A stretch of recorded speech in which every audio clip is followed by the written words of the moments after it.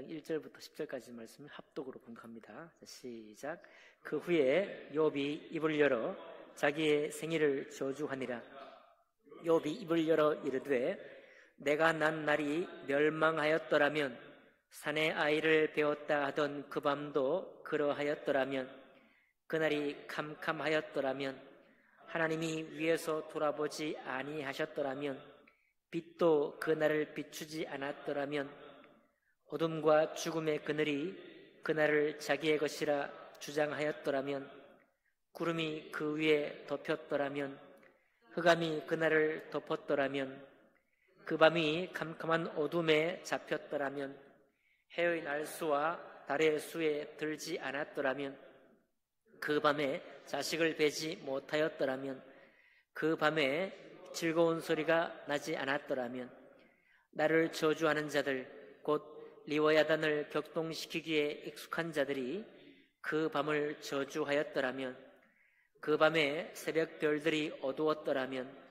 그 밤이 광명을 발할지라도 얻지 못하며 동틈을 보지 못하였더라면 좋았을 것을 이는 내 모태의 문을 닫지 아니하여 내 눈으로 환난을 보게 하였음이로구나. 아멘. 말씀과 예배를 위해 기도하겠습니다. 존귀하신 하나님 아버지, 주님께서 우리 각 사람을 이 땅에 태어나게 하시고 또 창세전부터 계획하신 바를 따라 예수 그리스도를 알게 하시고 또 인생을 살아가면서 만나는 여러 가지 풍파와 고난과 또 즐거운 일들 가운데에서 하나님 한 분만을 의지할 수 있는 그런 믿음 가운데로 인도해 주셔서 감사드립니다.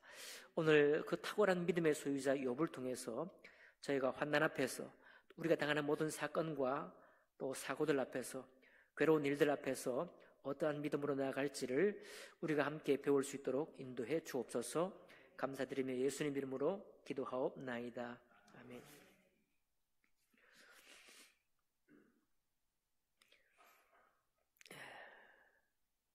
오늘 욥기 3장 전체를 본문으로 해서 괴로움을 토로하는 욥이라는 제목으로 하나님 말씀 나누겠습니다.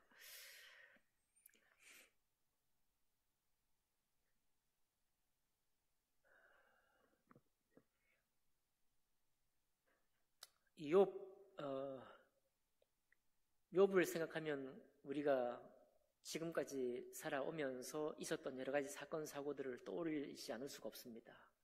여러분 각자의 인생의 방향 속에서 겪었던 나의 가까운 사람, 내가 아는 사람들의 재난 또 재앙들, 그런 일들을 한번 떠올려 보면 기가 막히고 또 어떻게 그 세월들을 지금까지로 보내고 있을까 그런 생각이 들 때가 많이 있죠. 더더군다나 저 같은 경우에 하나님을 알지 못했고 교회를 알지 못했던 시절에 그때 내 주변에 일어났던 일들이 기가 막힙니다. 두 가지만 말씀을 드리면 우리 박정희 대통령이 돌아가시고 바로 얼마 있지 않고 2, 3일 간격으로 해서 제 한 해 후배가 있었는데 우리 동네에 먼 일가 친척이 그 여학생이에요. 그 여학생을 저보다 훨씬 더 가까운 4촌, 5촌 정도 되는 그 형님이 경운기를 몰다가 경운기에 그 친척 아이가 받쳐서 잘못됐어요. 그 해는 왜 그런지 모릅니다. 그 해는 그런 일들이 있었는데 근데 같은 마을에 살아요. 제가 사는 제 바로 위에 윗집의 형님이고 그 딸은 맞은편 내가 건너 살고 있었는데 나중에는 제가 살고 있는 바로 그 집 윗집으로 이사를 왔어요. 저는 지금 생각해볼 때 어떻게 살았나, 그 형님은 무슨 그 낙으로 인생을 살까, 또 그 죄스러운 마음을 어떻게 해결하며 살았을까, 지금 생각해도 끔찍하거든요.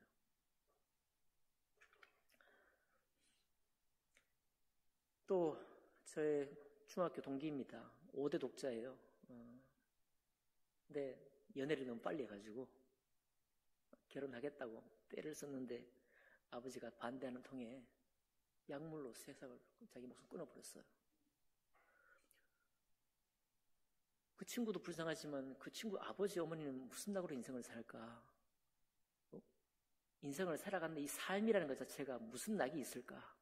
이런 거 생각해 보면 그것도 끔찍한 노릇입니다. 그것이 우리라고 생각해 본다면 진짜 그 어떤 낙을 가지고 살았을까? 이런 생각을 해보게 되는 거죠. 그런데 우리가 그게 저만입니까? 여러분에게도 다 그런 일들이 있었잖아요. 없는 사람이 없습니다. 제가 이해할 때는 없는 사람이 없어. 멀리 있던 사람이나 가까이 있는 사람이나 다 마찬가지죠. 근데 욥은 이런 사례는 한두 사례에 불과합니다.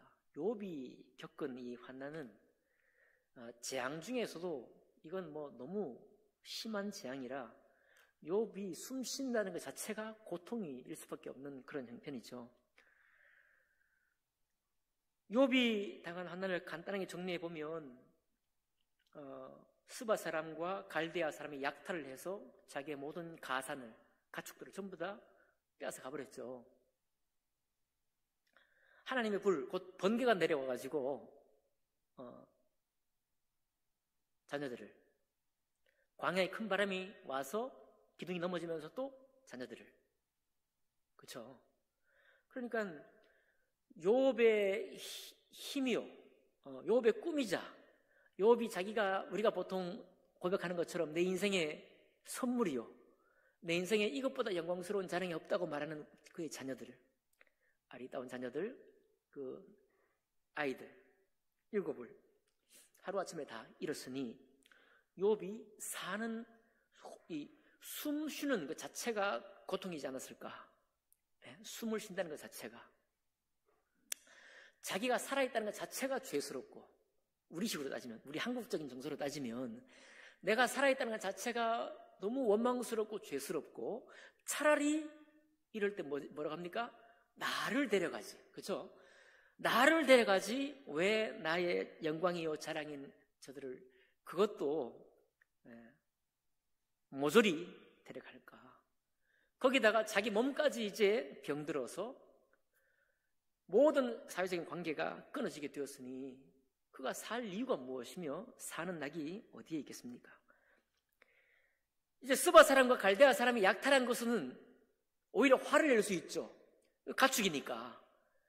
롯이 붙잡혀 갔을 때 아브라함이 자기가 길렀던 군사를 데리고 저기 멀리 다한까지, 북쪽 끝까지 쫓아가서 데려왔잖아요.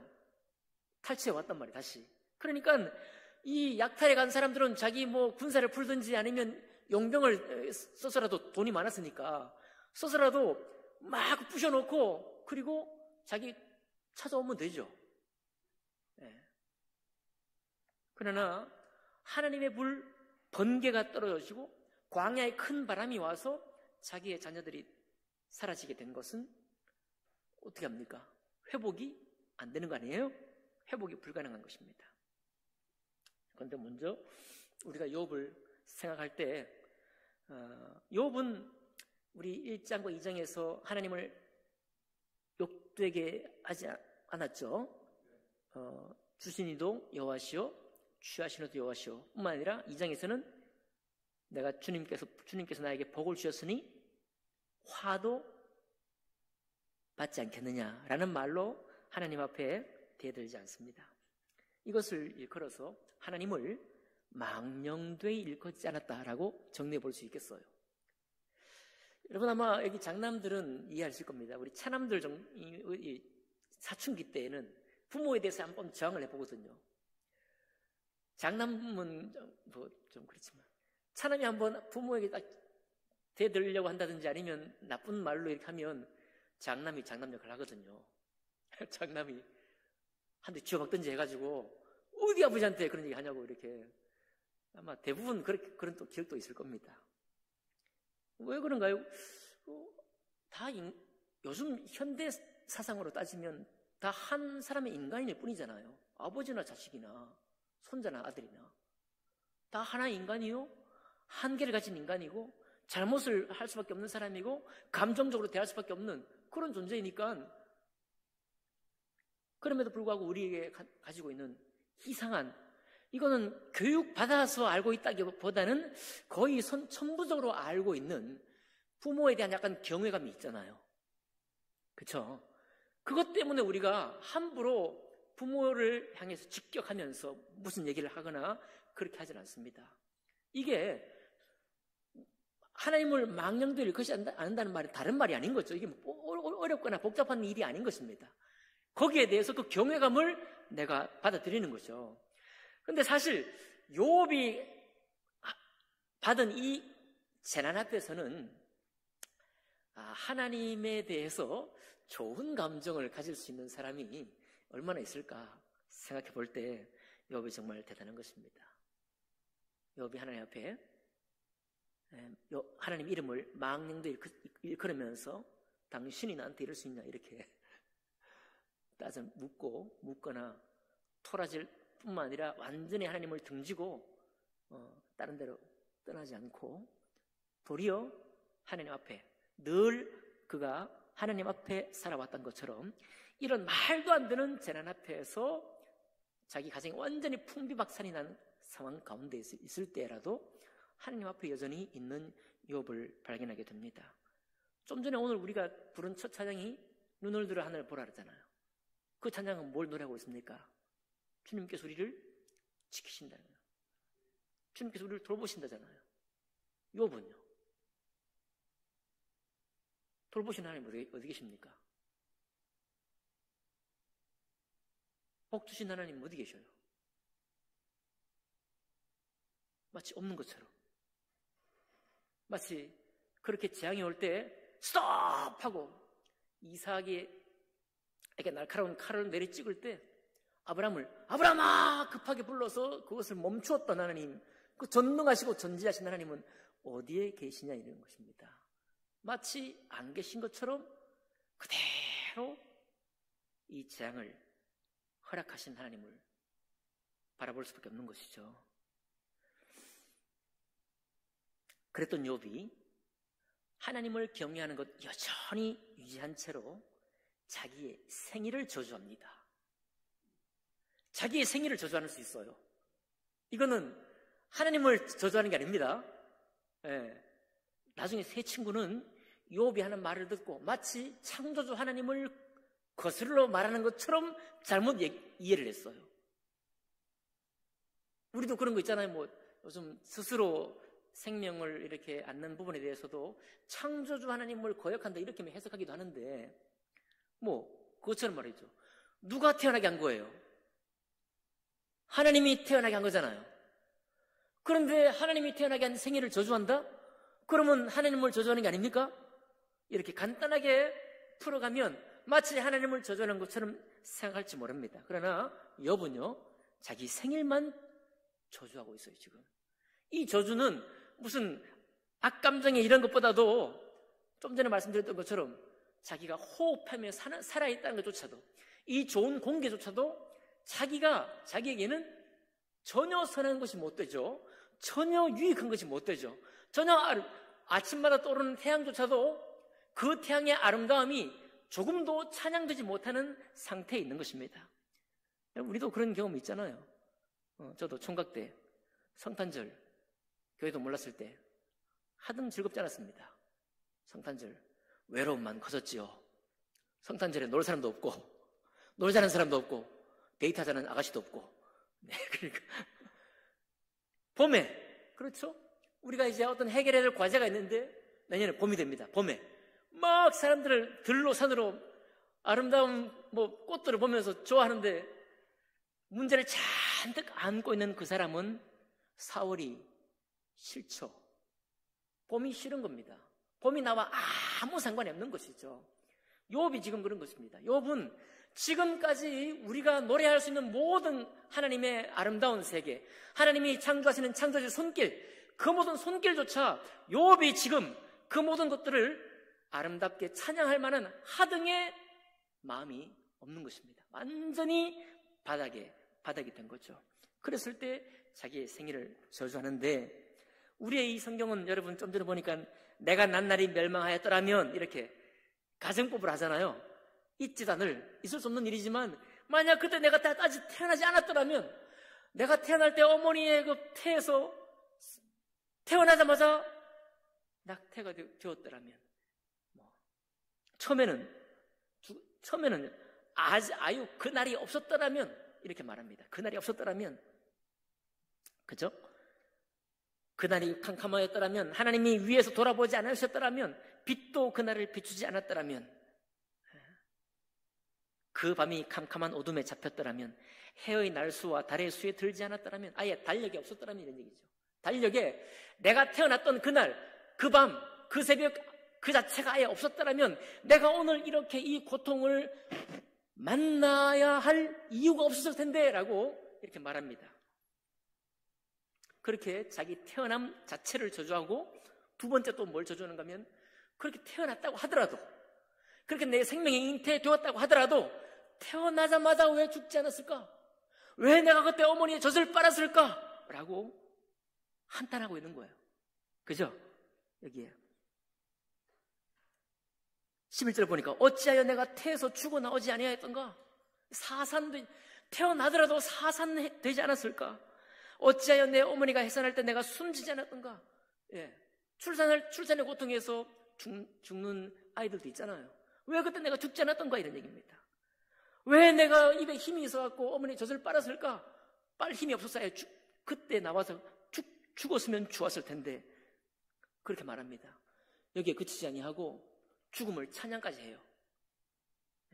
잘 들으셔야 됩니다. 죽음을 찬양한다는 그 말이 아니라 13절 보니까 그렇지 아니하였던들 이제는 내가 평안히 누워서 자고 쉬었을 것이니, 사는 것 자체가 죽는 것보다 고통인 욥의 처지에서 죽음을 어떻게 보는가 하면, 죽음 자체가, 죽은 자는 평안히 누워서 자고 있다. 또 거기는 어떤 사람이 있느냐? 14절에 자기를 위하여 폐허를 일으킨 세상 임금들과 모사들과 함께 있었을 것이다.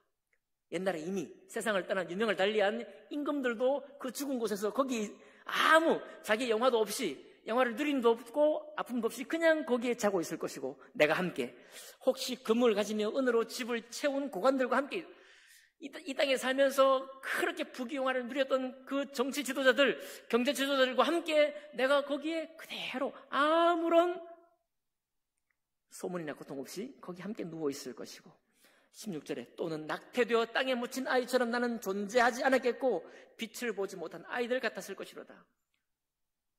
마치 태어나지 않은 것이나 또 태어나서 나자마자 죽게 된 자들이 처해 있는 위치, 그 자리가 살아있는 지금의 이 자리보다 훨씬 더 안전하고 고요하고 평안한 자리가 아니냐라고 노래하고 있는 것입니다. 작은 자와 큰 자가 함께 있고 종이 상전에게 놓이느니라. 이 땅에 살면서 상전의 지시와 요구에 아주 괴로웠던 종도 죽고 나면 어떻게 됩니까? 상전이나 종이나 큰 자나 작은 자나 거기 같이 있을 것이다 라고 얘기를 하고 있습니다. 태어나서 수많은 환난과 소요가 있을 텐데, 그러나 죽은 후에는 그 소요조차 소란스럽지 않은 환경이 되어서 조용하고 고요하지 않겠느냐? 왜 내가 거기 있지 않았을까? 라고 말하고 있습니다.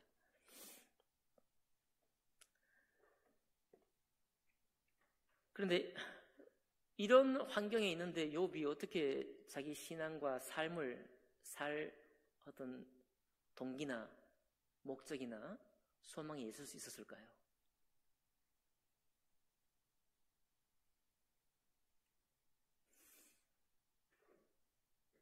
요즘은 심리학이 워낙 이제 우리 어떤 사람을 이해하거나 해석할 때 심리 상담도 하고 심리학적으로 많이 이렇게 보잖아요. 미국의 유명 배우인 키아누 리브스라는 배우가 있습니다. 이 배우가 살아온 환경이 되게 복잡해요. 영국인 어머니의 혼혈 하와이안 아버지에게서 자랐는데 3살, 4살 때 부모는 이혼을 하고, 아버지도 재혼을 막 하고, 엄마도 4번이나 또 결혼을 하고, 그러니 자기의 친아버지와 친어머니 밑에서 친동생, 자매도 있긴 하지만 의붓 자녀들도 있고 그러니까 이복 동생들도 있고 편히 이부 동생들도 있는 거예요. 그러니까 이게 무슨 얘기입니까? 아버지가 따로 재혼을 해서 낳은 자녀들은 이부, 어머니가 따로 결혼해서 낳은 자녀들은 이복. 이부 동생들도 있고 이복 동생들도 있는데다가 이 아버지는 나중에 알코올 중독으로 13살 이후에는 아버지를 본 적이 없다 이렇게 됩니다.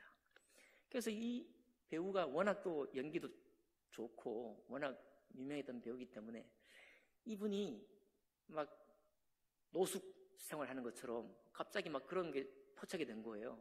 그러니까 우리 심리학에 물든 기독교라고 그러는데 심리학에 우리가 젖어가지고 그렇지 가정이 저렇게 아주 그냥 복잡하고 어릴 때도 소망을 둘 수 없는 가정에서 무슨 성공을 한다고 소망이 있겠냐, 노숙하는 것도 이해가 된다 막 이렇게 막 했었거든요. 그런데 확인해 보니까 그게 노숙하는 게 아니고 그냥 파파라치가 그 사람의 삶의 습관 자체가 소박해요. 구두도 막 10몇 년 동안 한 구두만 신고 자켓도 한 자켓만 입고 돈은 천문학적으로 벌었는데 그냥 그가 그렇게 사는 습관이 그런 거예요. 오토바이 타고 막 좋아하고. 그런데 우리는 어떻게 생각하냐, 가정이 그렇게 그런 가정에 살았는데 성공한들 무슨 소망이 있겠냐 이렇게 벌써 생각이 들어가잖아요. 그래서 확인해 보니 그렇지 않았다.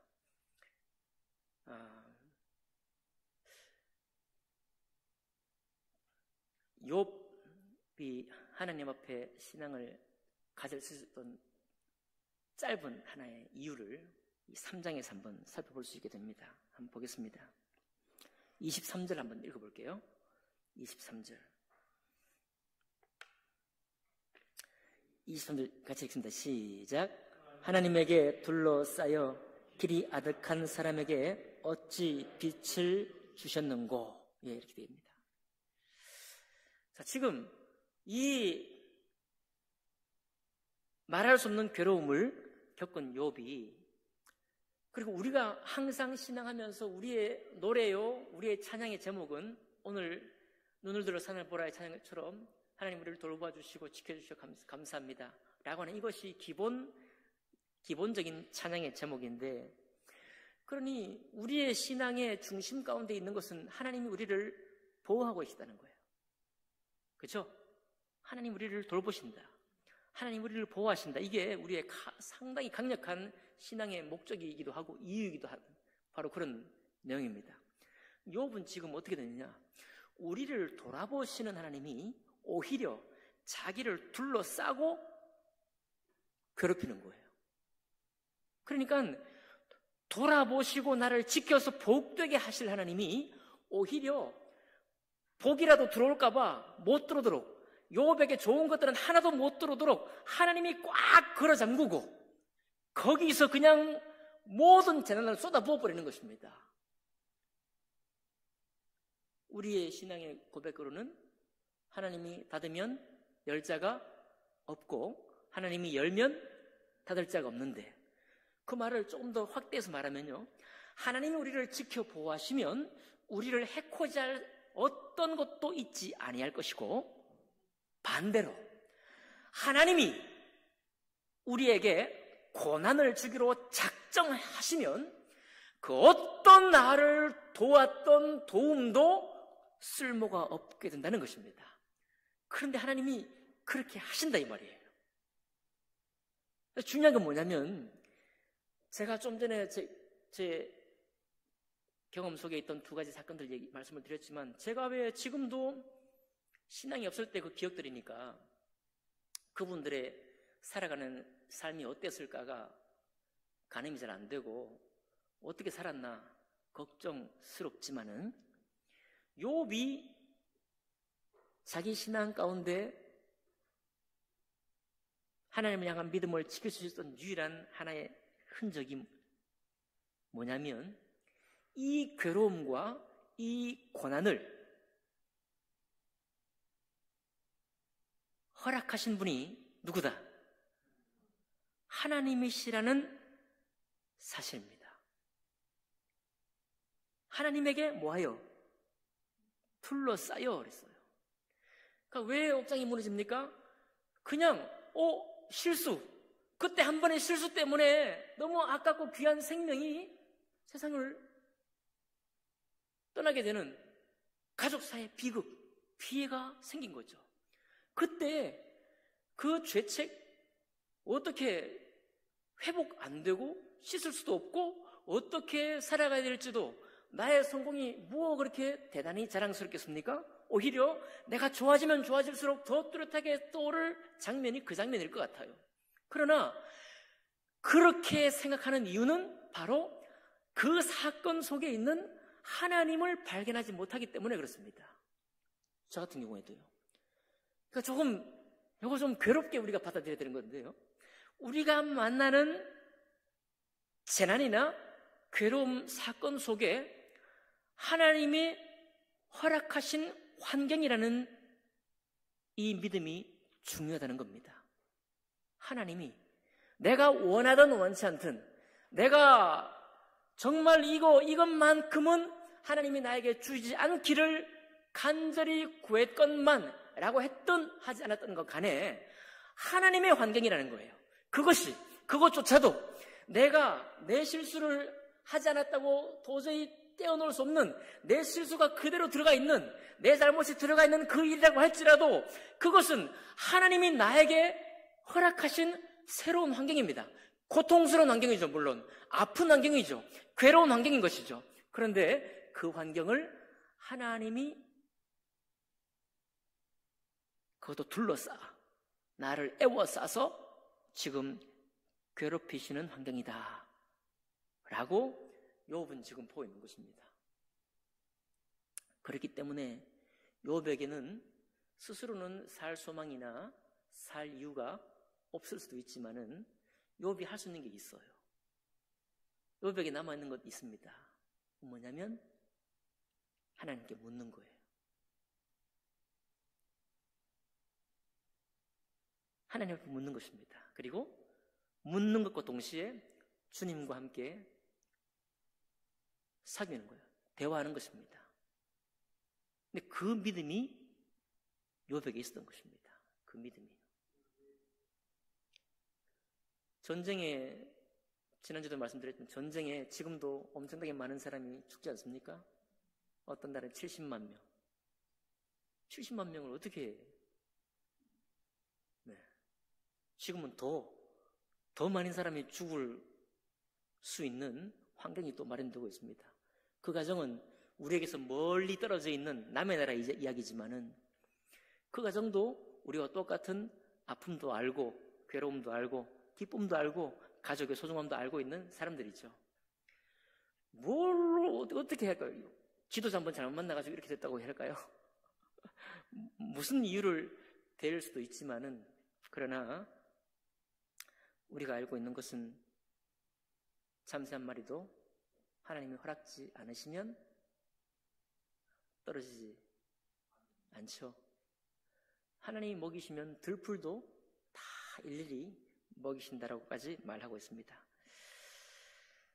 그렇죠, 여러분? 그러니까 우리가 하나님을 믿는 신앙 가운데는 방법이 없습니다. 정말 욥이 겪고 있는 모든 일을 우리 또한 겪는다는 것에 대해서 여러분 인정하시나요? 아니, 똑같은 동일한 것이 아니라 할지라도 우리가 지금까지 겪어왔다는 거 인정하시나요? 나를 돌보신 하나님 때문에 너무너무 행복했던 기억 있으신가요? 나를 돌보신 하나님이 정말 나에게서 어디가 계시냐 말이에요. 어디서 뭘 하고 계시는지 모르겠다고 할 만큼 그렇게 나를 괴롭힌 적이 있으신가요? 그 괴로움을 나에게 주신 적이 있나요? 아니, 여기 다 피해간 사람이 있습니까?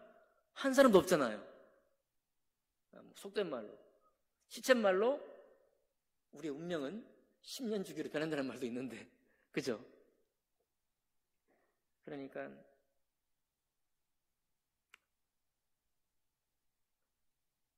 지독한 고통이 있는 환경도 하나님의 환경입니다. 뭘 해야 될까요?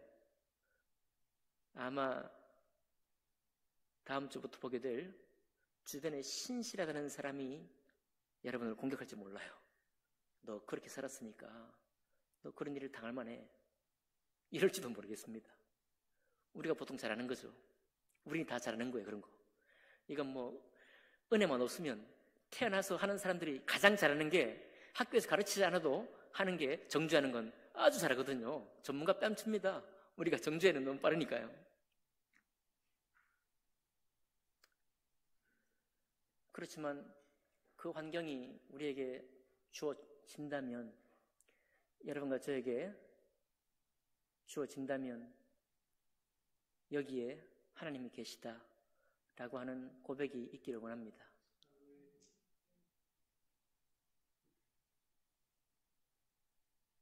원치 않으시죠?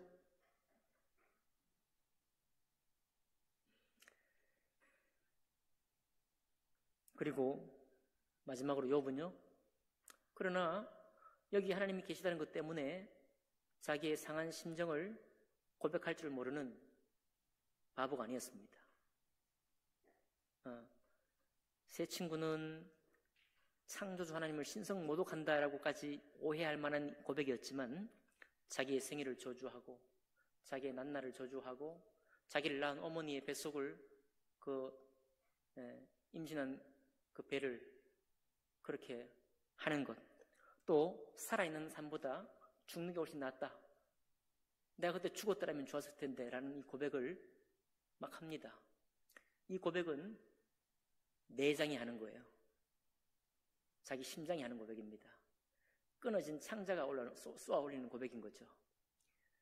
근데 그걸 안 하는 걸 신앙으로 생각하는 것도 유교문화예요. 그렇게 하지 않는 것을 신앙 좋다고 생각하는 것도 사람 잡는 신앙입니다. 욥은 그러니까 신기한 거죠. 하나님을 경외하는 그 괴롭히는 환경 속에 하나님의 환경이 있다고 하는 것을 욥이 직감하고 있었고, 하지만 동시에 자기에게 찾아오는 괴로움을 자기 입으로 토해내면서 고백하고, 그리고 때로는 따져 묻기도 하는 이것을 멈추지도 않았습니다. 그건 인간의 조건이에요. 여러분과 제 조건입니다. 여러분과 저는 괴로움이 왔을 때 그것이 얘기하지 못하거나 다른 사람에게 말하지 못하면 우리는 죽어요. 그래서 하나님을 망령도 일컫지 않되 우리 속에서 하나님 허락하신 괴로운 환경 속에서 찾아오는 고통에 대해서 자기 마음을 풀어내는 이 정직한 고백이 욥기 1장과 2장에서 고백했던 온전하고 정직한 욥이었다, 이런 얘기입니다. 그러니까 우리의 신앙이 욥과 같은 닮은 신앙이 되기를 원하는데, 온전한 신앙이 되기를 원하시죠? 어떤 괴로움이 와도 하나님을 망령도 일컫지 않는 신앙이죠. 두 번째, 정직한 신앙이 되기를 원하죠. 마치 신앙이 있는 것처럼 짐짓 척하는 것이 아니라 내 속에 내 감정에 쏘아 올리는 그것을 사람 앞에 혹은 나를 이해해 줄 만한 사람들 앞에 토로하고 쏟아내고 하는, 그게 신앙 없는 것이 아니라 도리어 하나님을 온전히 믿고 있기 때문에 할 수 있는 믿음의 사람의 태도다, 이렇게 생각할 수 있겠습니다. 여러분, 괴로운 일 있으십니까? 토로하시기 바랍니다. 거기는 내 마음의 고백이니 다른 사람을 정죄하기, 다른 사람 때문에라는 탓하는 것이 들어가는 게 아니라 내 마음의 고백을 토하는 거예요. 내 마음의 고백을 토하는 것입니다. 그러니 그런 욥과 같이 좋은 일, 괴로운 일 가운데 주님이 거기에 계시고, 심지어 주님이 나를 완전히 애워싸서 아무도 접근하지도 못하게 괴롭힐 때도 있다는 사실을 오늘 기억해 보면서요, 의연하고 또 단단하게 그런 상황 속에서 대처하고 또 믿음으로 반응하는 여러분과 제가 되기를 주님의 이름으로 축복합니다. 기도하겠습니다.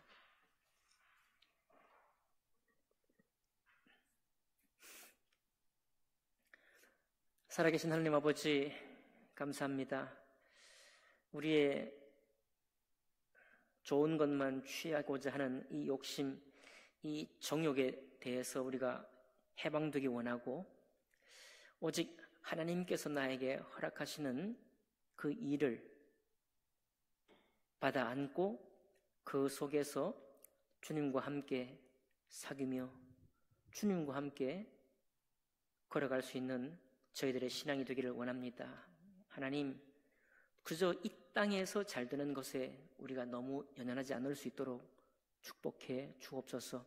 하나님이 나에게 부어주시는 바 이 땅의 삶 가운데서조차도 하나님을 더 알아가고 주님의 그 깊고 놀라우신 그 섭리를 배워가는 그런 우리의 신앙이 될 수 있도록 하나님 역사해 주시기를 원합니다.